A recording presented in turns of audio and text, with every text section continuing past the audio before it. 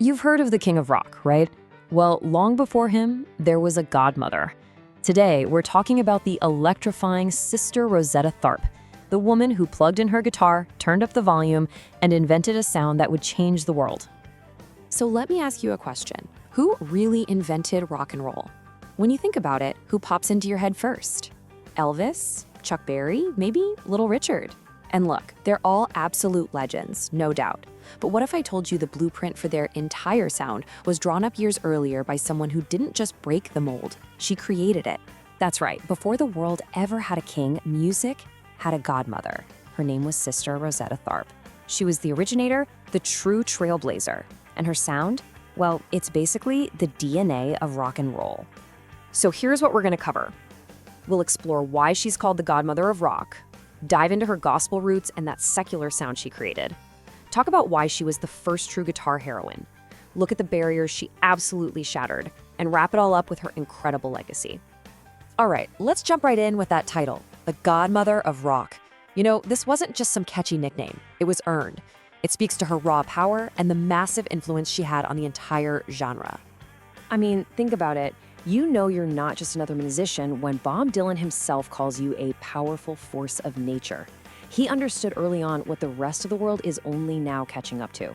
Sister Rosetta Tharpe wasn't just playing music. She was a fundamental force that was shaping it. To really get her revolutionary sound, you have to understand where she came from. She did something that was almost unthinkable at the time. She blended two worlds that were supposed to be kept completely separate, the sacred and the secular. And her journey was just extraordinary. By age 6, she was already being called a singing and guitar playing miracle. 6. Then her family moved to Chicago, where she started soaking up the city's gritty urban blues. By 23, she was commanding the stage at the legendary Cotton Club in New York. And then in 1938, she released Rock Me, a song that fused the soul of gospel with a rhythm that was brand new. It rocked. But it wasn't just her voice that was groundbreaking. Tharpe was, without a doubt, music's first true guitar heroine.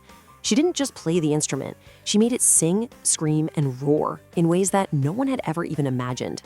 Her technique was a complete game changer. She took the fire from the church and channeled it straight through her Gibson guitar with what was called roaring mastery. She would combine this intricate picking with a driving rhythm and then unleash this rumble of notes in her solos. This became the prototype for the rock guitar solo.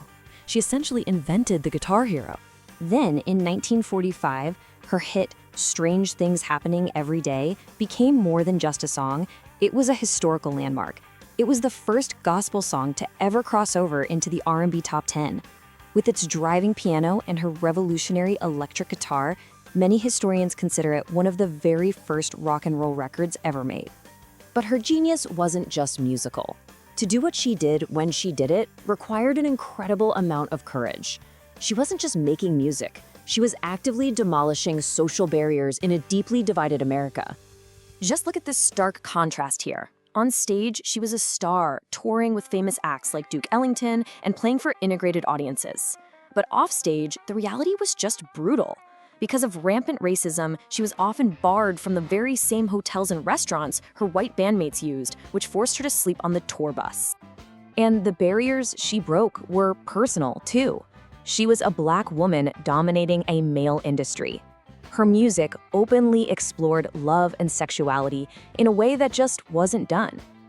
And, on top of all of that, she was a queer woman of color who toured and performed with her partner Marie Knight in the 1940s. That was a truly radical act of defiance and self-expression. So all of this, her sound, her style, her courage, created a ripple effect that would eventually become a tidal wave.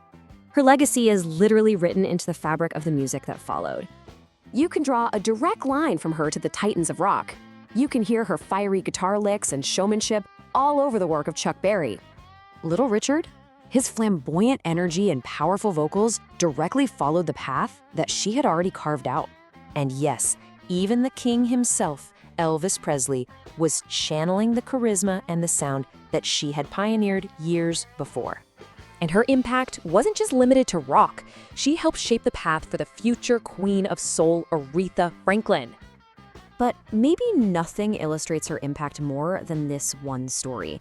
In 1964, three future British rock gods, Keith Richards, Eric Clapton, and Jeff Beck, made a pilgrimage, not to a stadium, but to a rainy train station in Manchester just to see her play.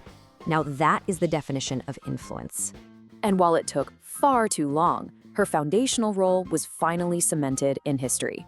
In 2018, Sister Rosetta Tharpe was inducted into the Rock and Roll Hall of Fame.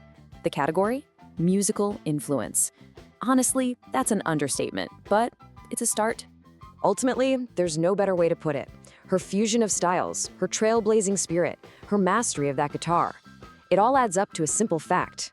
She was, and she remains, an absolutely unmatched artist. Period. Friends, if you like this video, please give it a like, click the bell, and don't forget to subscribe to the channel so you don't miss new videos about interesting facts.